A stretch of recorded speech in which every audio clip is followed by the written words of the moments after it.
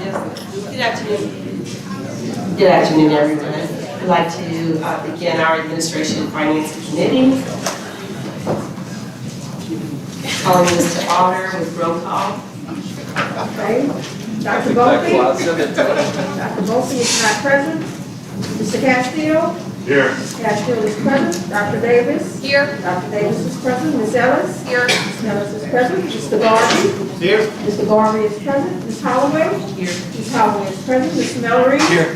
Mr. Mallory is present. Mr. Morris? Here. Mr. Morris is present. Ms. Orange Jones? Here. Ms. Orange Jones is present. Mr. Rock?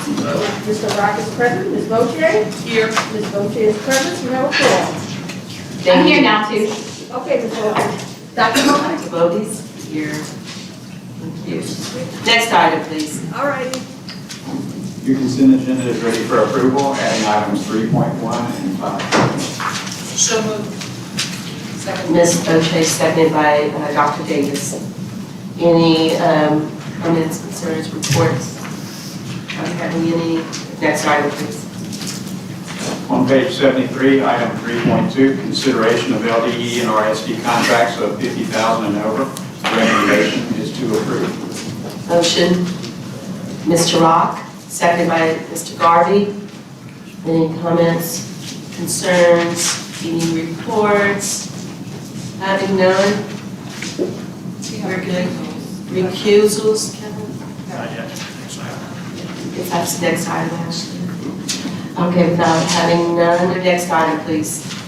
On page 98, item 3.3, consideration of federal and state grants and allocations to LEAs, Type 2 charters, Type 5 charters, approved non-public schools and community-based organizations, formula, competitive, and other. Recommendation is to approve. Motion, please. Mr. Michael Ellard, seconded by Kira Orange Jones. Any comments? Recuse, Ms. Boche, recusal. Recusal, Mr. Castillo. Mr. Castillo, Ms. Dr. Davis, Dr. Bovee, Yeah, Ms. recusal. Alice. The staff have your, Mr. Castillo, Which one in particular? recusal. For school, Recusal, which one? Which item? Do you have your, We'll get it's it. okay, they'll get it. okay. That's fine. Thank you. Anyone else? Any other comments? Without having any, motion carried. Next item, please. On page 129, item 3.4, consideration of an update report on Louisiana Department of Education progress toward meeting key performance indicators for ESSER investments. The recommendation is to receive the report. Motion to receive, Dr. Davis, seconded by Mr. Morris. Any comments, reports? Superintendent Brumel. We do have a brief, We do have a brief presentation for this agenda item. Daniel Mitchell will make a presentation. Ms. Mitchell?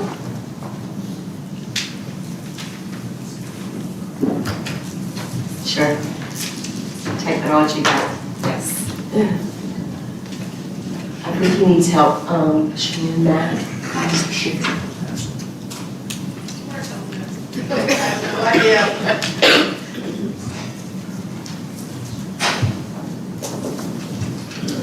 Can you just start it out with this? Yeah. I can. Good afternoon. Can you hear me? Yes. Can everyone, actually, Dr. Bovee, can you hear? Good afternoon. We'll go ahead and get started as we're working to get access to the computer.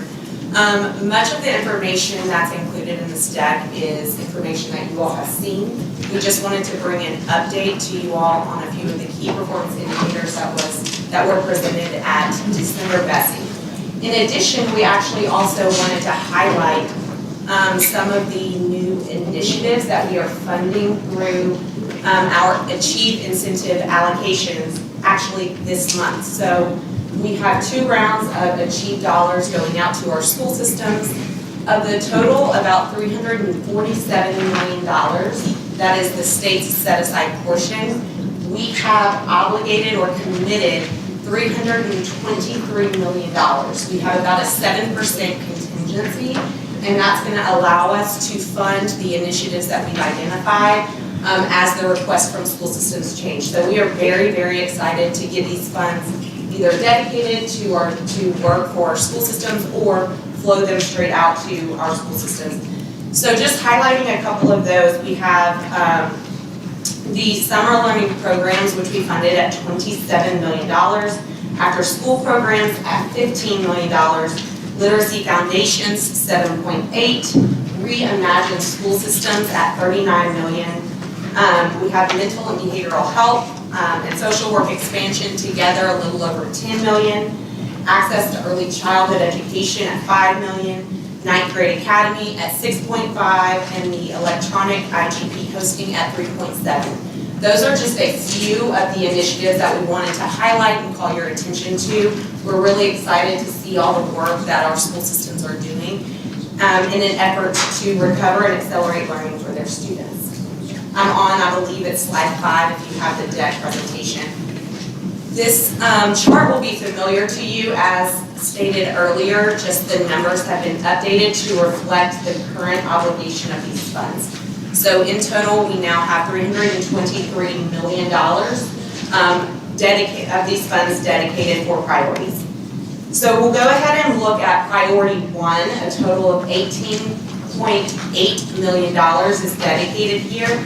And we're going to highlight the student engagement and attendance work. So as previously shared, we have a few objectives around our engagement and attendance work. The first objective is to increase the 4-year cohort graduation rate. Our indicator there, of course, is that graduation rate. Our 2019-20 rate is 84%, and our target is 88%. Obviously, we will bring updated information back to you on a variety of these key performance indicators as that data becomes available. Increasing our enrollment work is still moving forward. You can see that information there. And to decrease the number of students who are chronically absent or tardy.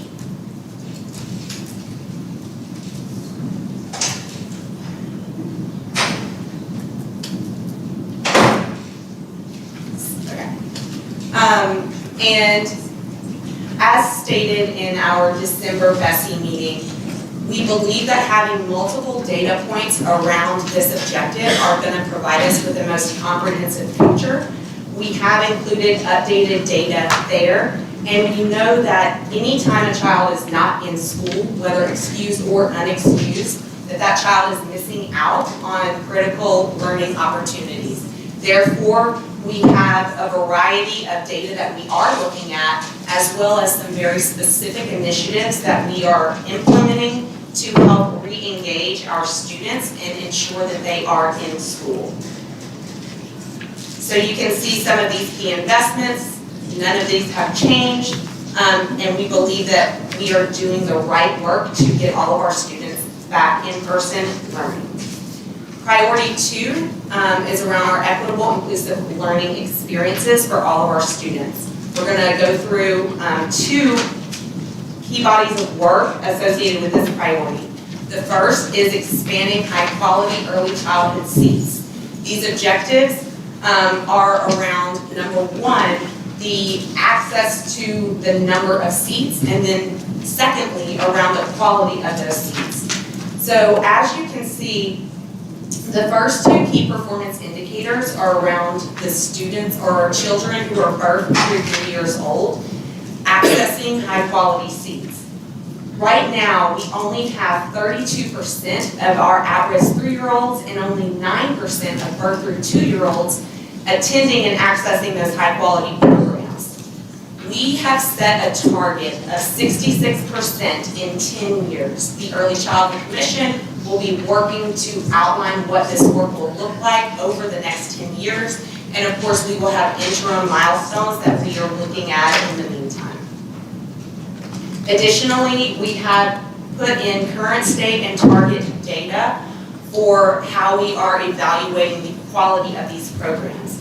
we've chosen to pull out 2 specific domains in our observations of the learning environments, and those are specific around instructional support and engaged support for our youngest learners. Here are some key investments that we're making around these initiatives. The second area in priority 2 is around our student well-being and behavioral health. The first objective is to ensure that all of our students can access certified professionals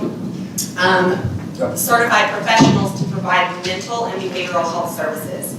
So we have a partnership with LSU where we are looking to increase the pipeline of our school site-based social workers who are going into the field and serving our students directly.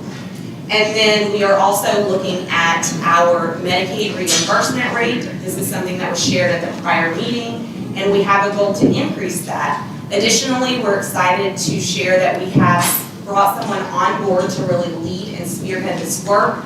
We are working in close collaboration with LDH, along with a lot of other entities, to ensure that our school systems have the knowledge and our building capacity to understand how to maximize different services, specifically Medicaid, to provide really critical mental and behavioral health supports for all of our students. The next objective here is around decreasing schools exhibiting persistent, excessive out-of-school discipline, defined as approximately twice the national average. This data is the same that was presented in December, with the exception of updated targets. Our new team, led by Dr. Hurst, is working on these efforts here. Here are some key investments to support the work outlined in priority 2. For priority 3, high quality teaching and learning, we're going to look at 2 very specific bodies of work. Obviously, our academic recovery and acceleration is a large body of work that encompasses several things listed there in the sub-bullets, as well as literacy. So with academic recovery and acceleration, we are looking at the percentage of our students who are quote-unquote most impacted from the pandemic. We worked with our data team to identify who this student group or student groups are going to be included. If you recall from Assistant Superintendent Thomas Lambert's presentation, we know that our students, based on the data from the LEAP assessments, who had a disproportionate impact were our economically disadvantaged Black students with disabilities or English learners.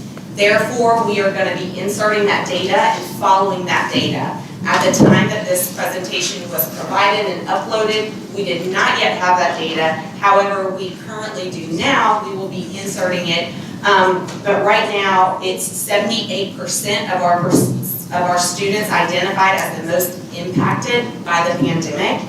And we are looking at those who scored mastery and above on the LEAP 22 statewide assessment. We will have that data in the screen. Here are some of the investments that we're making. As stated earlier, a lot of this money is flowing out directly to our school systems. We are very excited to get these critical resources in their hands. For priority 3, the second area that we're going to be looking at is literacy. As presented, I believe last month by Assistant Superintendent Jenna Chasson, we are excited about the progress that our students have made in reading thus far. We have a key performance indicator around our 4th grade NAEP results for reading, the percent at or above proficient. Right now, by 2027, we hope to achieve 34%. Looking at all of the data, that would put us at or above the national average. So that means that we would be either equal to or better than over 50% of our states. So now we are working through the right targets to set for our LEAP performance. And then of course we have our screeners. Again, as you all know, we do not have a single universal screener, but we are working on moving in that direction. So Shanna Beaver and her team are looking at the current state of our kindergarten through 3rd grade students and actually setting targets as for those learners as rising learners in the next grade. So what that means is for the kindergartners who right now only 40.4% of them are reading on or above grade level, they have a goal that at the end of first grade, those kindergartners, it would be 50.4% of those kindergartners at the end of first grade are reading on or above grade level. And then of course we have an investment here of our literacy speakers. For priority 4, effective educator workforce, we have a total investment of about $60 million. And we are going to focus on 2 areas, our Literacy Foundations PD and our regional literacy coordinators. So again, for the literacy professional learning, we are looking at the number of teachers and administrators who have started the Literacy Foundation skills and the number of teachers and administrators who have successfully completed the Literacy Foundation skills. And we will have that information at the end of this year.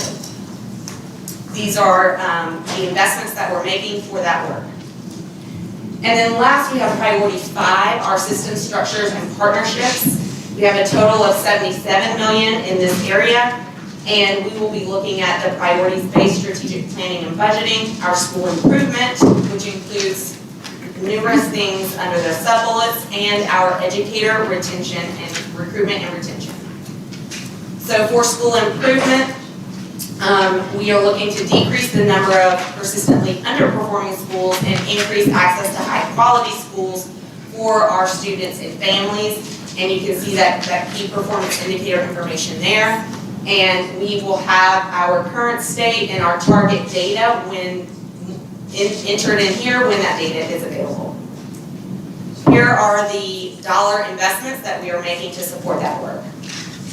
Next, we have our priorities-based strategic planning and budgeting, and this is where we are supporting our schools in the initiative called Strong School Systems, and we have additionally a number of our school systems who have turned in and have an approved academic recovery and acceleration plan.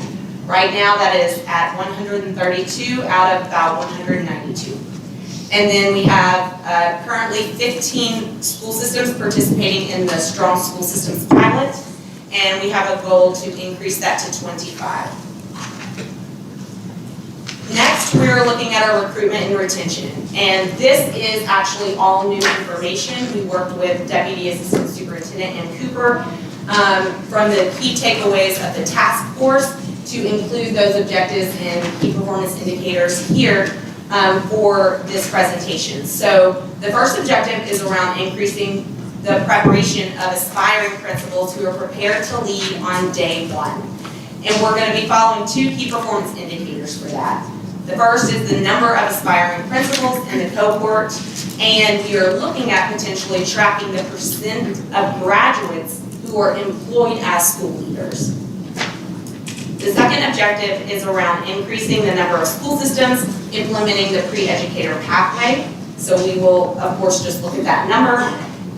The next objective is around increasing the capacity of HR directors to have strong recruitment and retention efforts.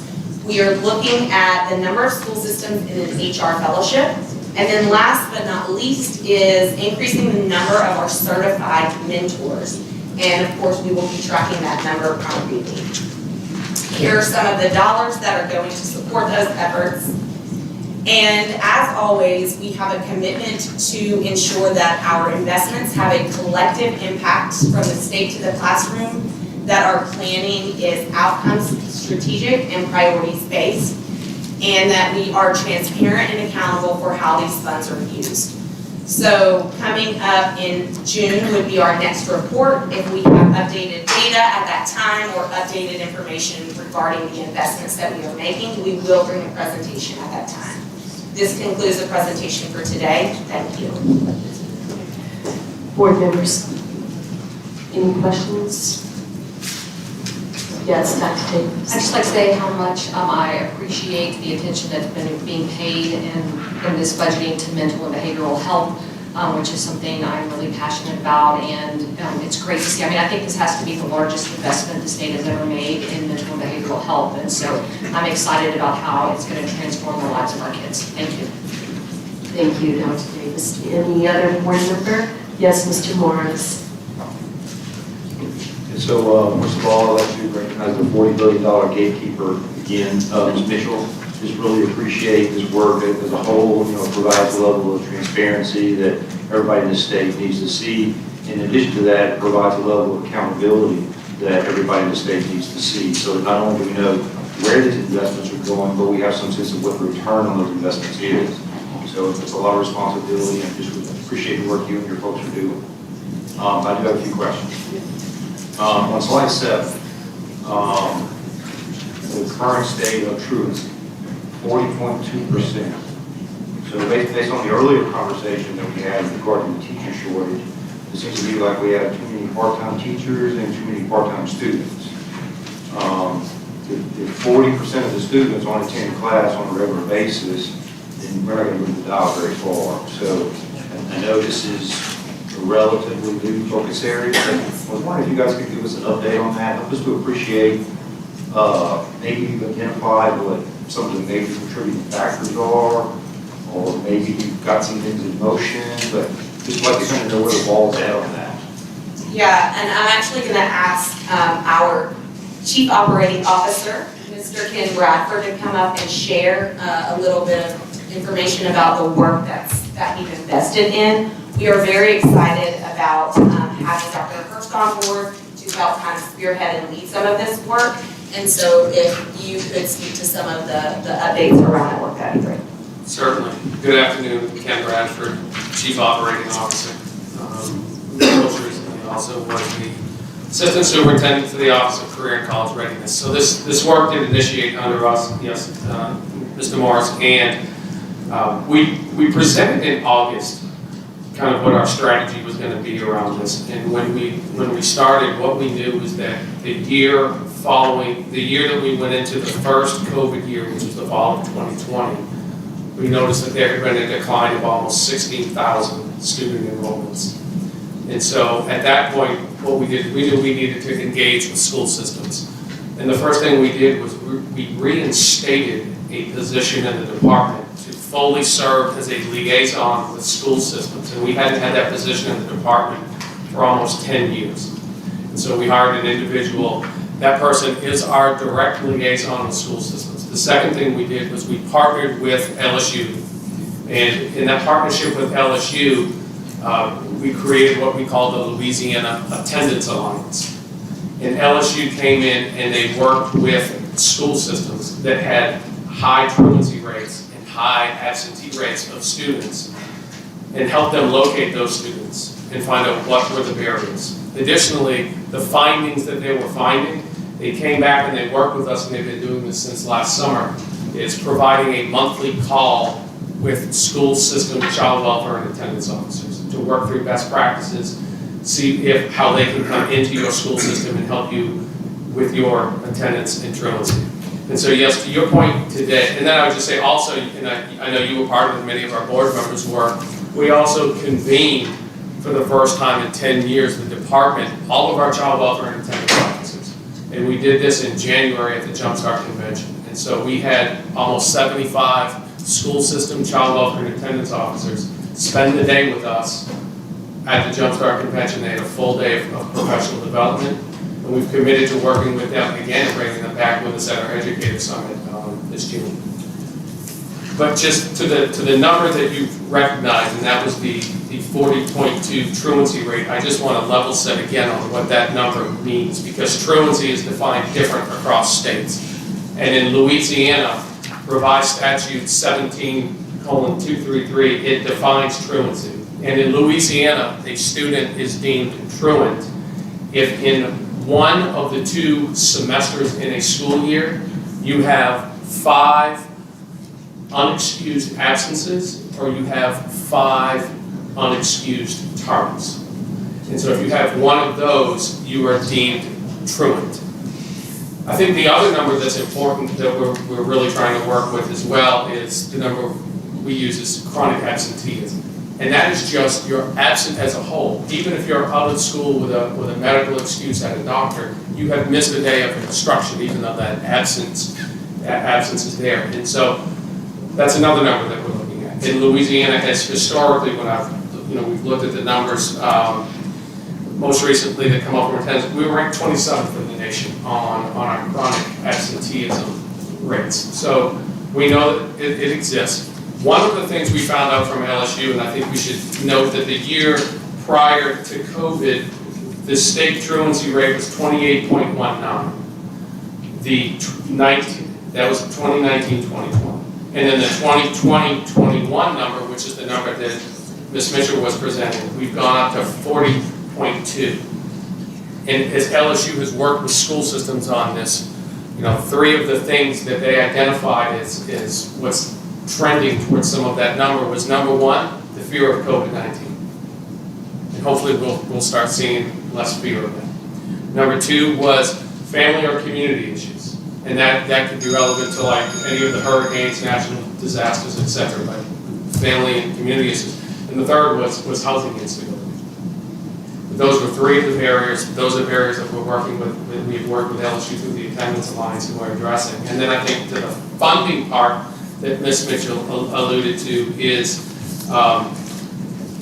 when you look at the data about where do we lose systems in school systems, we see that 9th grade is the grade where we really start to see some numbers where we'll lose students in the 9th grade. And so we have funded 9th grade academies in each region of the state. We have funded a pilot, fully scalable 9th grade academy, which we're making these investments in the system at schools where there are high dropout rates for students. The second thing that was funded in that set of funding was dropout early warning systems. In December, you as a board, you allocated $18,750 to in 8 regions of the state. You funded a middle school and a high school that had some of the highest truancy rates in the state in those particular regions. And the theory of action is that we will follow the implementation of the dropout early warning systems in those particular schools to see if we can come out of those with best practices to scale across the state. Thank you. Just a couple other, you don't have or at least your target for truancy is to be determined. What are your thoughts on the target's going to be? We would like to see where we were trending pre-COVID. And if you looked at the numbers pre-COVID, in 2018, 2019, we were down around 30, we had been around 36%. And we had always been in the 30%. So, but again, pre-COVID, we had gotten down to 28.19. So at the very least, we would like to get back to where we were trending pre-COVID and bring those numbers down. So when now your goal is 28%, is that what I'm hearing? I'm not sure the fear of COVID has been over for the whole year, so I can't commit to. I can't commit to being 28%. Reasonable, so we know we have a target. That's all. Oh, we're working on the target. And then the other one was the chronic absenteeism, the 15.3%. That's for 23, 24. I'm learning about 22, 23. Yeah, so the reason why that is a target set for 2 years out is because of the work that Mr. Bradford just explained, the time that it will take to really implement, but also see traction and good results from that work. So the team felt more comfortable with setting a 2-year target, and of course, having had milestones to check against that. Just want to validate the timeline. Thank you. One more?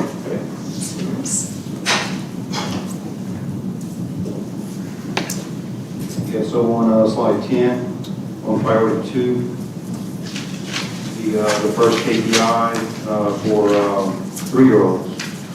I'm assuming the 4-year-olds at 100%, is that right? So actually, the 90% of economically disadvantaged 4-year-olds have access to high-quality pre-K. Okay, so the 4-year-olds at 90%. Okay, and then the 3-year-olds, the 10-year target is to go from 32 to 66. So I'm assuming it's linear. You're you're gonna have honest help along the way? Yes.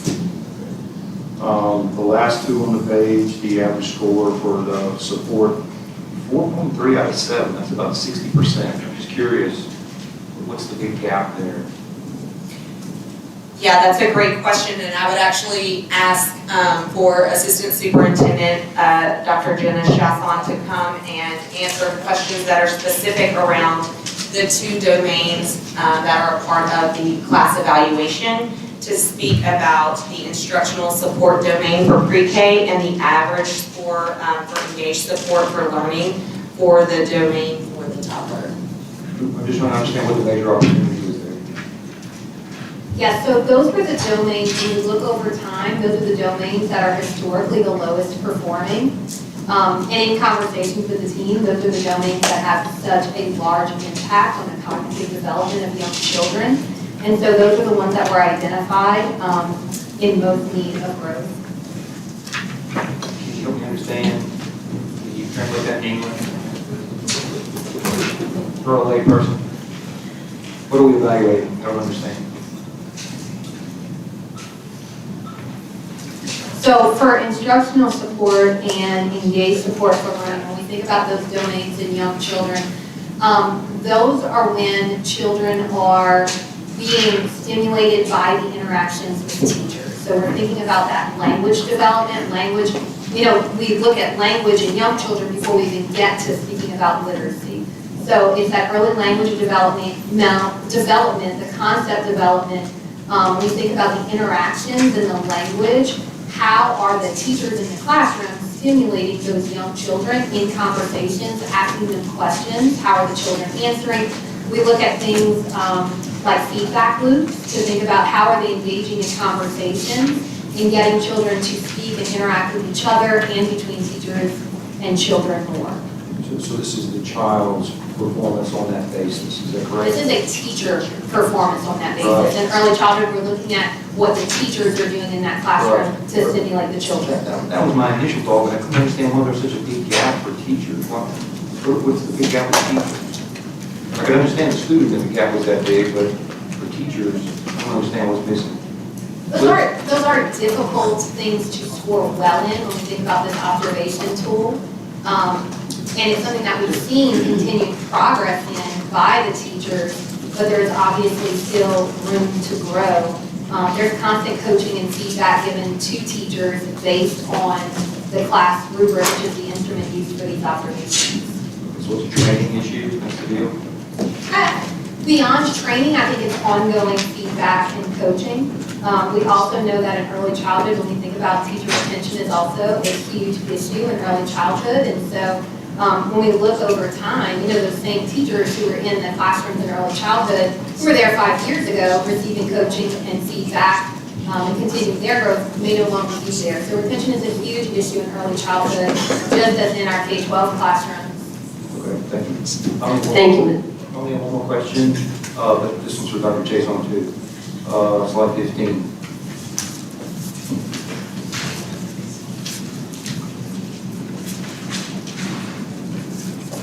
So, let's see what that's the right slide here.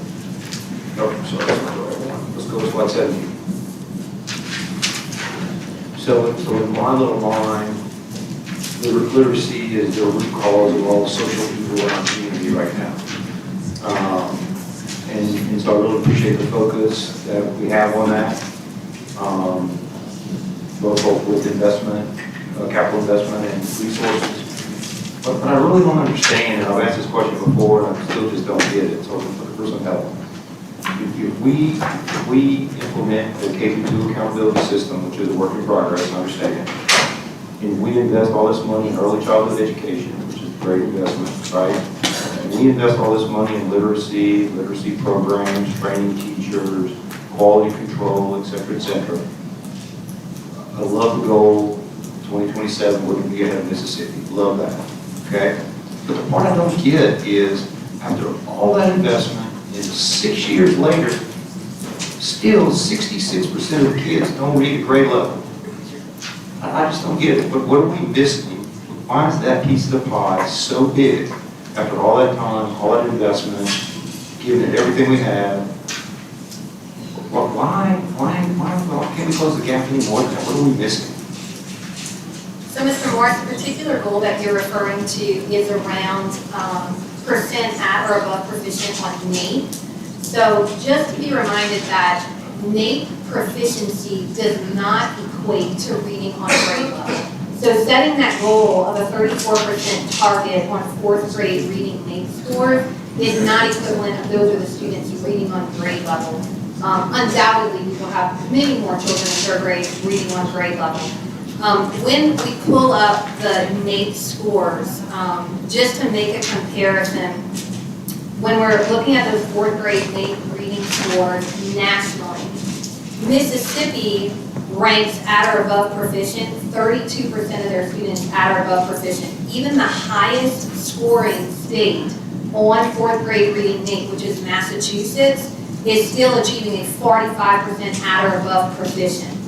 So we could set a goal at basic or above, which NAEP also reports on, but as a state, we have chosen, historically even, to set goals based on proficiency. So if we set that bar at proficient, that is the bar, and that would still be a significant amount of growth, but just to note that that doesn't mean that those are the only 4th graders reading at a 4th grade level. They're just scoring proficient on the 4th grade reading NAEP assessment. Okay, so help me understand the translation between reading at grade level, being rated proficient, and being rated at mastery. But I can hear all 3 of those references. Can you help me connect the dots? Yeah, so we are talking about different assessments that ultimately assess and measure slightly different things. So the NAEP 4th grade reading assessment is going to be a lot of comprehension. It also looks at some amount of background knowledge and content knowledge that children bring to the table when they take those assessments. When we talk about a reading level, we are talking about something different. So we will be able to capture that with our new reading screener, our universal screener for the state. We will be able to capture which students are reading on and above grade level through that assessment. This, and the reason we chose NAEP, just to remind you, is that we wanted a national indicator. We wanted something outside of Louisiana. How do we know how we measure and stack up against other states? But it's not exactly measuring and assessing the same knowledge and skills that, like a screener would, that tells us their reading level. Thank you for the clarification. Thank you. Thank you, Mr. Morris. Ms. Barnes-Jones. Thank you, Madam Chair. Thank you. So I have 3 questions. I'll throw them all out there, and I think Dr. Chisholm, they might be for you, and feel free to take them in order or maybe comprehensively address them as you see them as connected. So the first is, so a lot of our targets, I'm happy that we have targets that we're getting clearer there, but a lot of them are years away, years beyond many of the tenures of folks on this board, possibly this administration.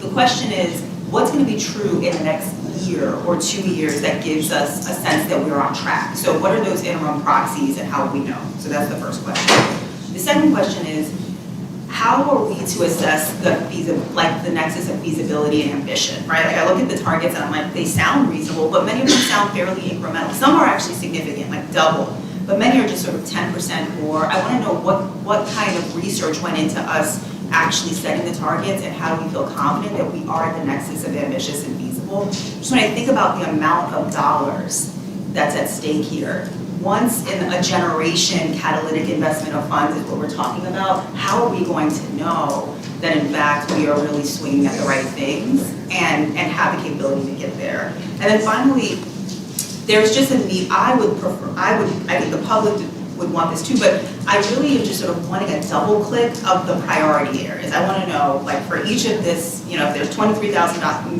million, dollars invested in priority 2 and there's proposed priority work, what's the double click? Like exactly how much money is going into the first bullet, second bullet, third, and for each of those, what are the big strategies? And what is going to be different in the lives of educators as a result? So when I think about Ms. Ellis or Dr. Bofier, anyone who's in a building, what's going to be qualitatively different in a year or 2 years as a result of these investments that's going to enable them to better do their job and have the conditions to serve children and families better? So feel free to take any or all of those, but that's my line of questioning. So I will just answer some of the very technical questions around, and help me remember if I don't get all three of them. But the first one was around basically that some of the targets are set in years out, and where are we, or how are we going to track more incrementally and see a more accurate picture along the way. And so just to remind everyone, we actually have an internal operational plan where all of our performance indicators and our objectives live. That is inclusive of quarterly reporting. So some of these data points are annual, right? We only get the data once. But some of this data is data that we can track along the year. So internally, our team members are doing that work. So that's one thing. The second thing around, Do we have access to that, or that's available to all? Is that an internal? that is an internal document for the department, but I'm definitely happy to have a call and kind of walk you through the technical aspects of that.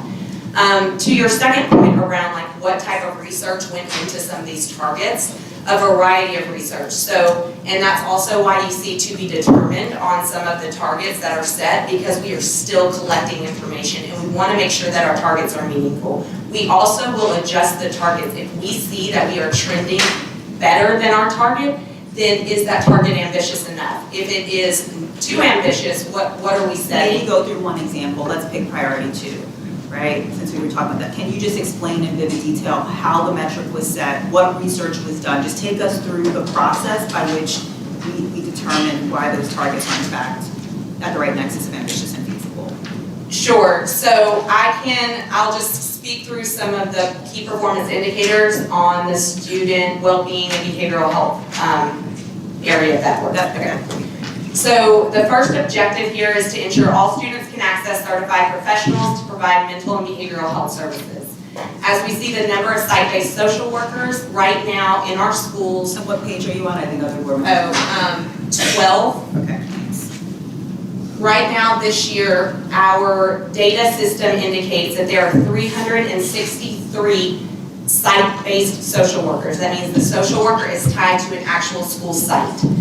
With the work that is being done with LSU in the social work expansion grant, they set a target of 436. That is based on the people who are enrolled in that program and the number of systems participating in that. So that was how that number was derived. For the next one, the RMTS, we actually worked with someone who helped us do a lot of data digging in this and built a framework around actually going into the science behind the random moment time study. And right now that percentage is at 16.1 based on a variety of information, including the number of certified professionals who are completing this, as well as a survey. That target was set at 16.7 just for the next year because we are doing a number of work around helping to increase the capacity and the knowledge of those providers to know how to actually complete the random moment time study. Do you want me to keep going? No, maybe just a couple more just so I can keep. Sure.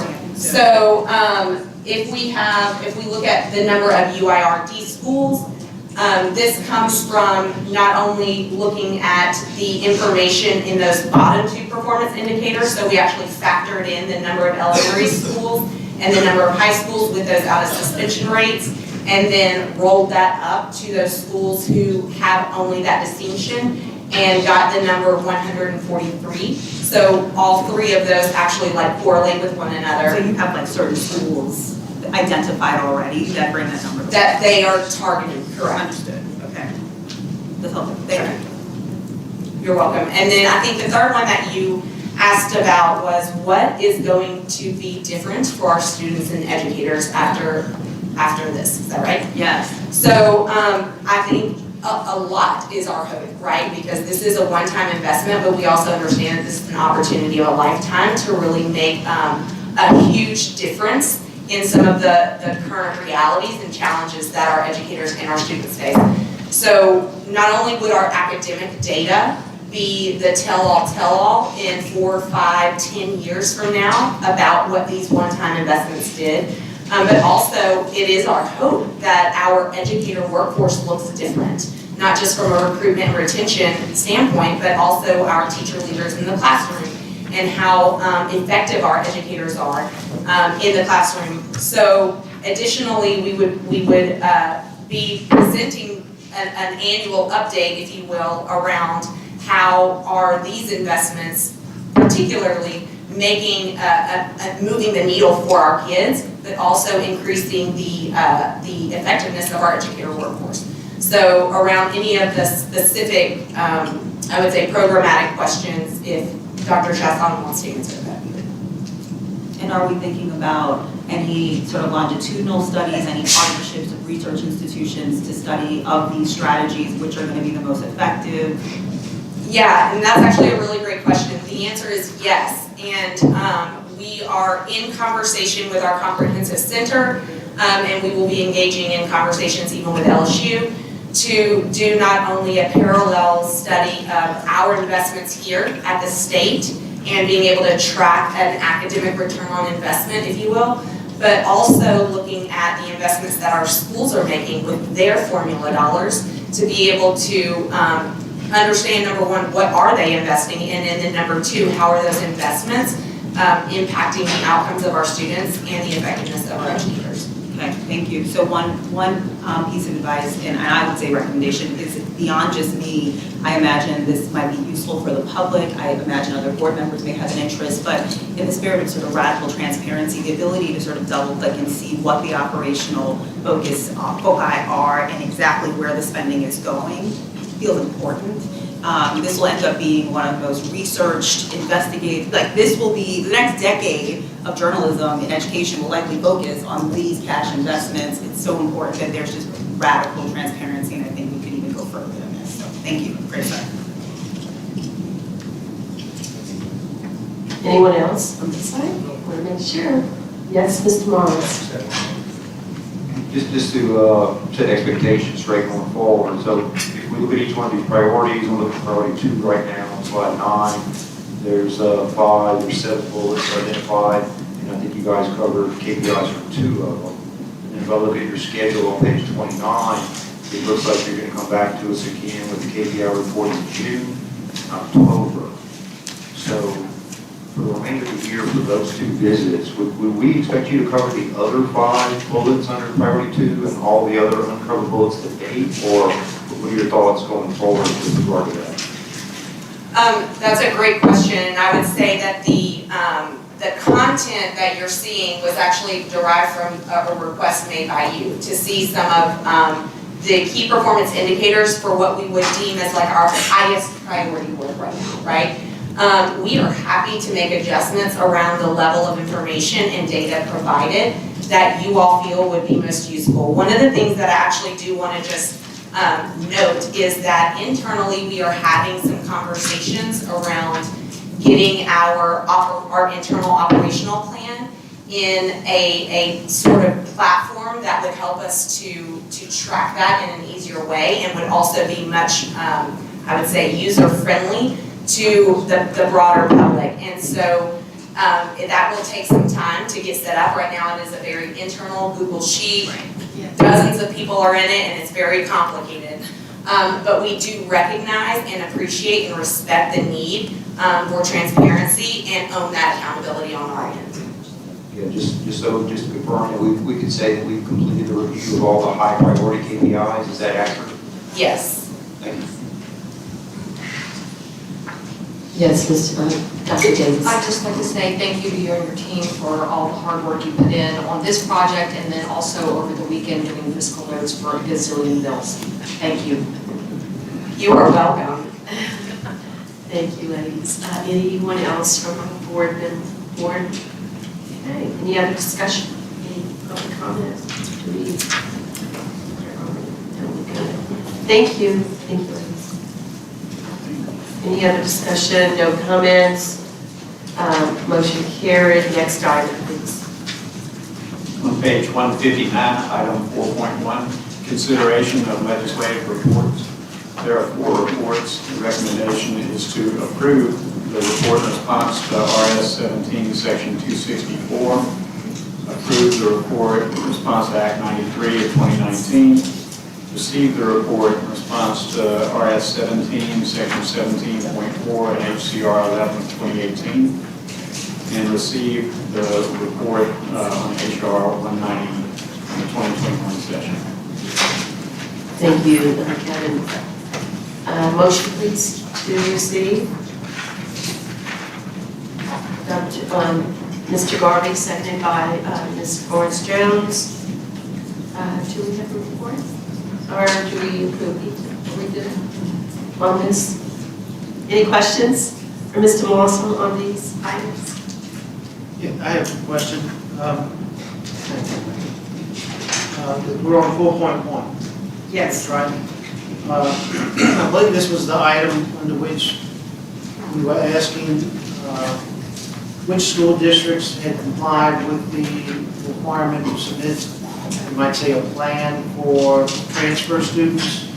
No, that's on HGII. I'm sorry. Yes, sir. Thank you. No problem. All right, any questions for Ethan while he's at the table? Let's speak, come on, everybody. Thank you. Any comments, discussion? Without any objection, motion carried. Next item, please. Good job, Ethan. On page 207, item 6.1, consideration of the minimum foundation program formula for 2022-2023. Recommendations are to A, approve the MFP formula as outlined. B, include within the formula transmittal letter a request that should additional funds be identified, the formula will be returned to Bessie so that it can be revised and resubmitted to increase the pay raise to a minimum of $2,000 for certificated staff and $1,000 for non-certificated support staff. C, authorize the LDE to make technical changes to the formula as necessary. And D, authorize the LDE to submit the formula to the legislature no later than March 15th. Motion, please. Ms. Orange Jones. Mr. Castillo, second. Open for discussion. No discussion, any public comments? No public comment.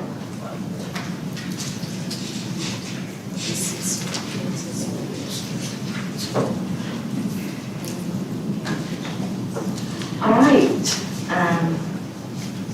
Gentlemen, 4 gentlemen on deck. Mr. Mike Falk, Dr. Keith Corville, Mr. Larry Porter, and Mr. Marcus Thomas. Are all mics, or just the 3? Shannon? Okay, got it. 3 mics. All right. Please identify yourself, Mr. Falk, and who you represent. Okay, Michael Falk with the Louisiana Association of School Superintendents, here to offer our support for the resolution that you've prepared to send over to the legislature. A couple of things on the recommendations. By expanding the allowable use of the Career Development Fund, you provide districts greater opportunity and flexibility to use those dollars. In the past, we've had a lot of carryover because we were so regimented in where we could spend it. But this is going to allow districts a little bit broader spending of those funds.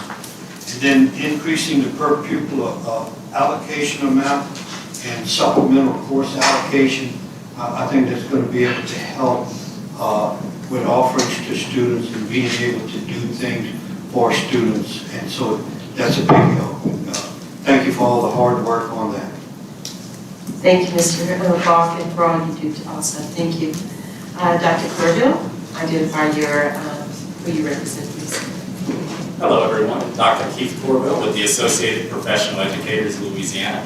I just wanted to be up here to take a moment to thank you for advocating for a higher teacher pay for our educators and staff. And I wanted to explicitly thank State Superintendent Kay Brumley, Dr. Kay Brumley, and also the MFP committee and all the US Bessie members for including that additional letter in your request, so that when additional funds are recognized, that we can find additional ways to support the livelihoods and the careers of educators. Thank you again for your time and advocacy on this. Let's keep pushing forward for more.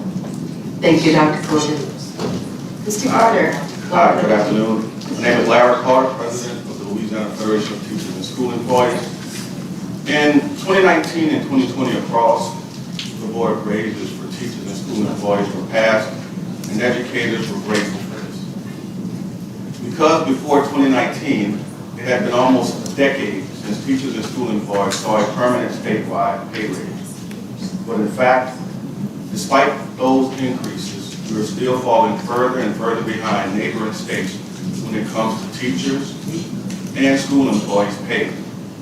In 2019, teachers received $1,000 and support staff $500. Almost every other state in the southern region gave their teachers more.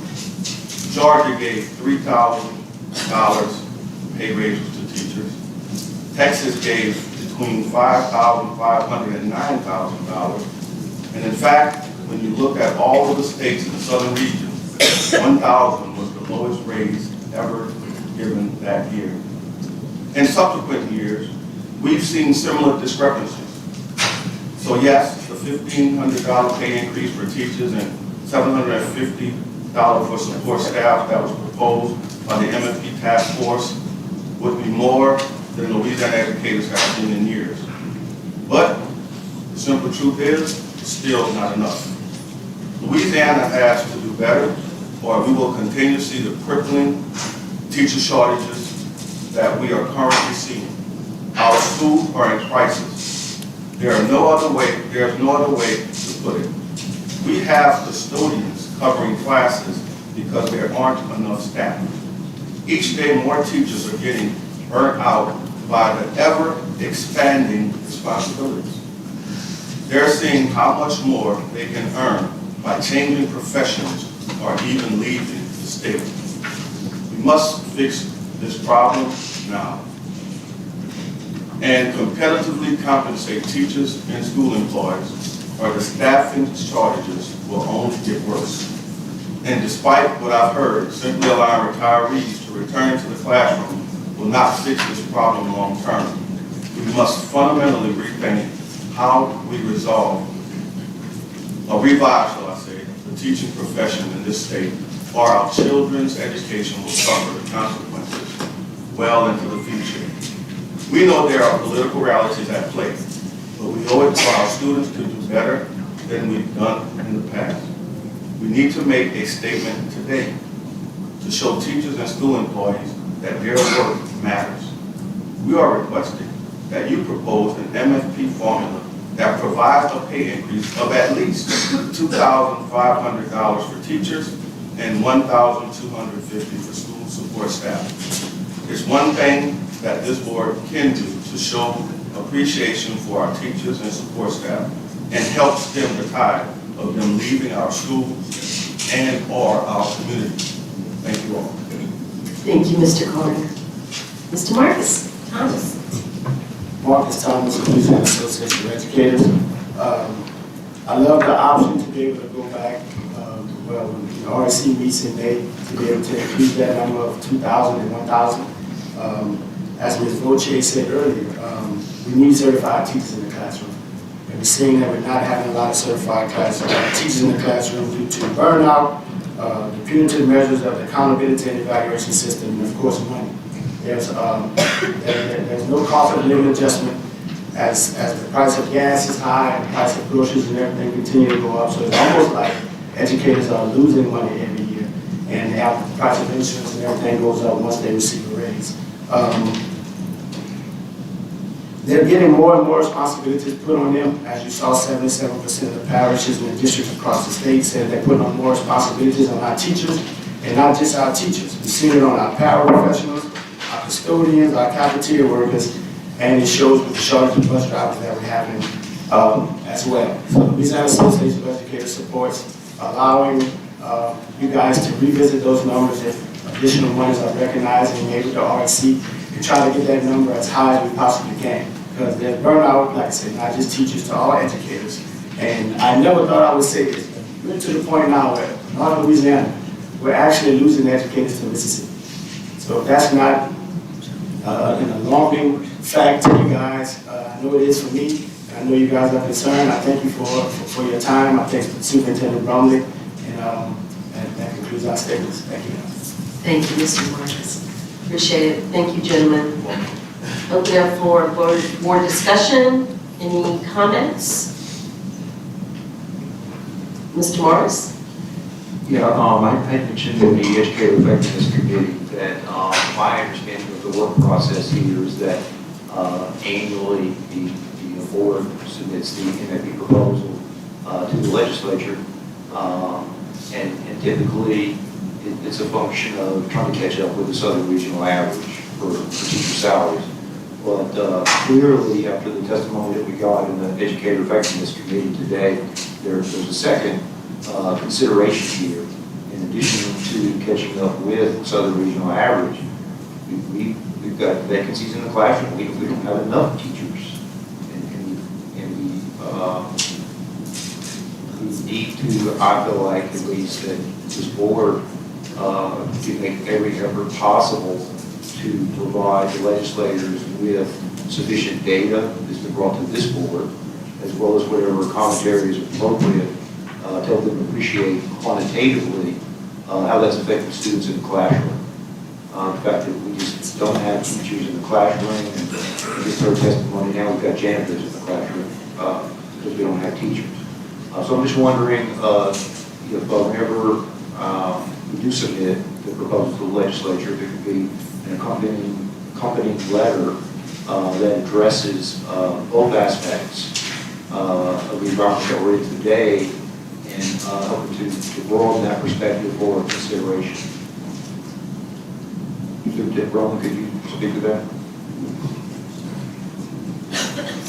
The MFP Task Force recommendation, which is our administration's recommendation to this board, not only includes the areas to hold base per pupil, to increase teacher pay, to do some things to help elevate career and technical education, to make sure we're appropriately or making progress and appropriately compensating mentors who are working with our new teachers, but we included in there language that we would provide a supplementary letter that would suggest to the legislature that additional revenue had to be recognized, that they would consider raising the amount of the teacher pay raise as well as the support staff employee pay raise, which I think is important considering the bus driver issue that we learned about.